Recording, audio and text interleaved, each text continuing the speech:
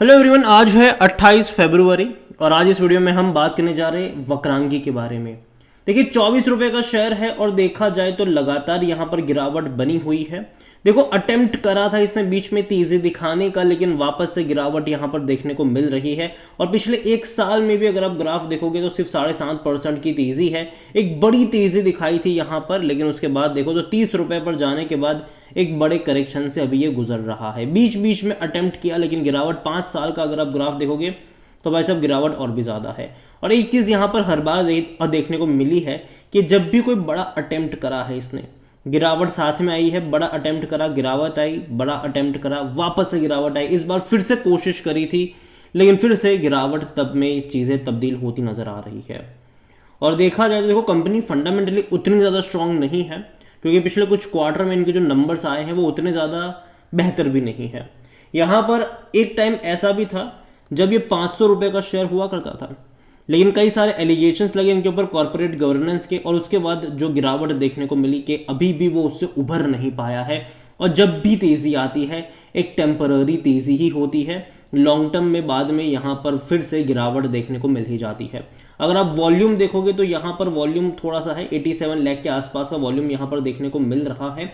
और जहाँ तक बात करी जाए इस कंपनी में, तो सरप्राइज ये है मेरे लिए कि according to Moneycontrol user हर कोई कह रहा है खरीदारी करो, जबकि मुझे लगता है कि खरीदारी के मौके अभी यहाँ पर नहीं बन रहे हैं। इतना ही नहीं, कंपनी अगर आप देखोगे तो डिविडेंड जो है वो पे कर रही है। पिछले साल इसने 5 पैसा पर शेयर का डिविडेंड पे किया था, जो कि एवरेज है, अच्छा है, उतना बुरा नहीं कहूँगा मैं। लेकिन जो प्रॉब्लम है ना इस कंपनी को लेकर, वो इनके नंबर्स है। अगर आप इनके रेवेन्यू देखोगे, पिछले एनुअली रेवेन्यू, तो भाई साहब उतने ज़्यादा अच्छे नहीं लगेंगे आपको।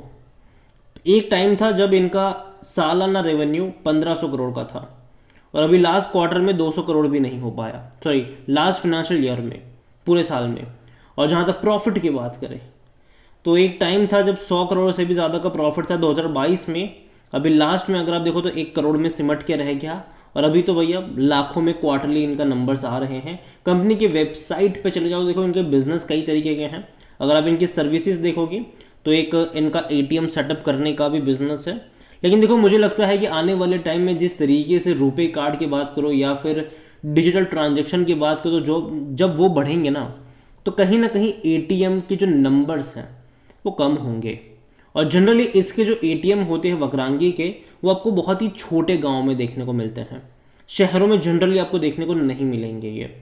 और इतना ही नहीं, कंपनी के कुछ और भी छोटे छोटे बिजनेसेस हैं, जैसे कि यहाँ पर कंपनी सर्विसेज वगैरह प्रोवाइड करवाती है, बैंकिंग की, इंश्योरेंस की, फाइनेंशियल्स की।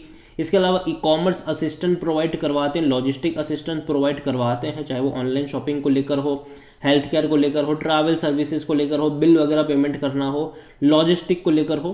देखो ये वो सारी चीज़ें हैं जो आजकल के शहर में रहने वाले लोग ना आसानी से अपने स्मार्टफोन से कर लेते हैं। लेकिन कई बार ऐसा होता है कि गांव में ना एक असिस्टेंस की ज़रूरत पड़ती है, क्योंकि लोग उतने ज़्यादा फेमिलियर नहीं होते हैं चीज़ों के साथ। तो जनरली इनके जो वक्रांगी केंद्र है वो आपको छोटे गांव में और छोटे शहरों में देखने को मिलेंगे। मेट्रो सिटीज़ है वहाँ पर आपको देखने को नहीं मिलेंगे। हालांकि देखो बहुत बड़े इनके वक्रांगी केंद्र का नंबर अगर आप देखोगे तो 21,000 से भी ज़्यादा के इनके वक्रांगी केंद्र है, और 5,420 पोस्टल कोड्स यहाँ पर कवर्ड है। तो बहुत बड़ी मात्रा में है, ये बहुत बड़ी मात्रा में है। लेकिन देखो हमें ये भी समझना होगा कि कंपनी, अगर आप ये कह रहे हो कि भाई चलो आने वाले टाइम में जब लोग फेमिलियर हो जाएंगे स्मार्टफोन के साथ, गाँव में भी, छोटे शहरों में भी, तो अगर मैं कह दूँ तब भी ये रहेगा। रीज़न ये है कि और ज़्यादा नई टेक्नोलॉजी जो है वो आती जाएगी, तो उसके लिए भी लोगों को असिस्टेंस की ज़रूरत तो पड़ेगी ही पड़ेगी। तो ये भी है। बीच में जब कोविड के टाइम पर लोग अपना डीमेट अकाउंट खुलवा रहे थे, तो इन्होंने अपने वक्रांगी केंद्र से डीमेट अकाउंट खोलना भी शुरू कर दिया था। तो ये सारी चीज़ें भी है। तो कहीं ना कहीं मैं मान के चल रहा हूँ कि वक्रांगी केंद्र, हालांकि अगेन मैं कहूँगा कि मैं उतना ज़्यादा आश्वस्त नहीं हूँ इनके विजन के साथ। मुझे लगता है कि कंपनी जो है वो बहुत ही, इनका मार्जिन जो है वो बहुत ही ख़राब है। यहाँ पर अगर हम वैल्यूएशन की बात करें तो देखो 24 रुपये देखने में आपको सस्ता लग सकता है, लेकिन अगर आप वैल्यूएशन देखोगे तो इसका जो पी रेशियो है ना, ये 950 रुपये, सॉरी 950 का इसका पी है, सेक्टर पी 34 का है। तो सोचिए कि प्राइस देखने में 24 सस्ता लग सकता है, लेकिन वैल्यूएशन अगर आप देखो तो भैया 950 का पी है इसका। इतने हाई पी पर तो अदानी भी ट्रेड नहीं करता है। या फिर मार्केट लीडर कंपनियां भी ट्रेड नहीं करती है सेक्टर वाइज। रीज़न ये है कि इनके रेवेन्यू है ही नहीं ज़्यादा, इनके प्रॉफिट है ही नहीं ज़्यादा।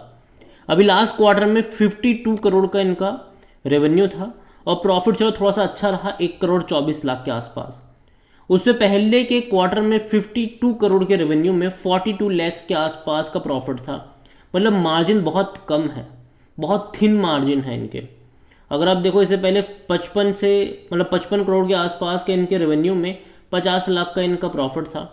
तो बहुत ही कम मार्जिन में ये लोग खेल रहे हैं और ये मेरे हिसाब से कंसर्न यहाँ पर ज़रूर मतलब रहने वाला है। देखा जाए तो देखो कंपनी जो है वो डेट फ्री कंपनी है, लेकिन फिर भी मैं मान के चल रहा हूँ कि इनके नंबर्स जो है वो एकदम सरप्राइजिंगली तो नहीं बढ़ने वाले हैं, एकदम से डिमांड तो नहीं बढ़ने वाली है। तो यहाँ पर जिस पी पे ये ट्रेड कर रहा है वो किसी भी तरीके से जस्टिफाई नहीं करता है। अगर हम शेयर होल्डिंग के बारे में देखें तो प्रमोटर के पास 42.60% का स्टेक है। प्रमोटर का हालांकि एक भी शेयर गिरवी नहीं है, अच्छी बात है ये। म्यूचुअल फंड के पास कुछ भी नहीं है। 6.29 डोमेस्टिक के पास है, 3.31 एफआईएस के पास है। लेकिन अगर आपको ये देखने में चलो लग रहा हो कि यार अच्छी होल्डिंग तो है डोमेस्टिक की और एफआईएस की, लेकिन भैया वो बेच रहे हैं। अगर आप देखो तो वो लगातार बेच रहे हैं पिछले कुछ क्वार्टरों से और ख़रीदारी कर रहा है रिटेल इन्वेस्टर्स। जो 23.12% की होल्डिंग थी रिटेल इन्वेस्टर्स की वो बढ़कर 28.91 पर आ गई और अदर पार्टीज भी बेच रहे हैं। 18.90% की होल्डिंग अदर पार्टीज के पास है। देखिए ओवरऑल अगर मैं बात करने जाऊँ इस कंपनी को लेकर, वक्रांगी को लेकर, तो फंडामेंटली मुझे कंपनी उतनी ज़्यादा स्ट्रांग नहीं लगती है। और ऐसा नहीं है कि जब गिरावट आ रही तब मैं बात कर रहा हूँ। अगर आप चैनल को रेगुलर फॉलो करते हो, मैंने एक चीज़ हर बार कही है कि यहाँ पर जब भी तेज़ी आएगी आपको वैसे ही गिरावट देखने को मिलेगी। तो तेज़ी में मौका होगा उन लोगों के लिए जो यहाँ पर फंसे हुए हैं लॉन्ग टर्म से, उनके लिए मौका होगा एग्जिट करने का, ना कि ये सोच के खरीदारी करने का कि अब दिन बदल जाएंगे इसके। जी नहीं, यहाँ पर कभी भी तेज़ी में खरीदारी तो पहली चीज़ नहीं करनी चाहिए, बल्कि उनके लिए मौके होते हैं जो यहाँ पर फंसे हुए होते हैं एग्जिट करने के लिए। और अभी भी मुझे लगता है कि यार कंपनी आने वाले टाइम में भी डिक्लाइन दिखा सकती है और यही वजह है कि मैं दूर बैठ के तमाशा देखना ज़्यादा पसंद करूंगा, बल्कि यहाँ पर खरीदारी करने से मैं यहाँ पर बिल्कुल भी एंट्री करना पसंद नहीं करूंगा, क्योंकि देखो रिस्क काफ़ी ज़्यादा यहाँ पर इन्वॉल्व रहने वाला है और फंडामेंटली कंपनी जो है वो थोड़ी सी वीक तो ज़रूर है।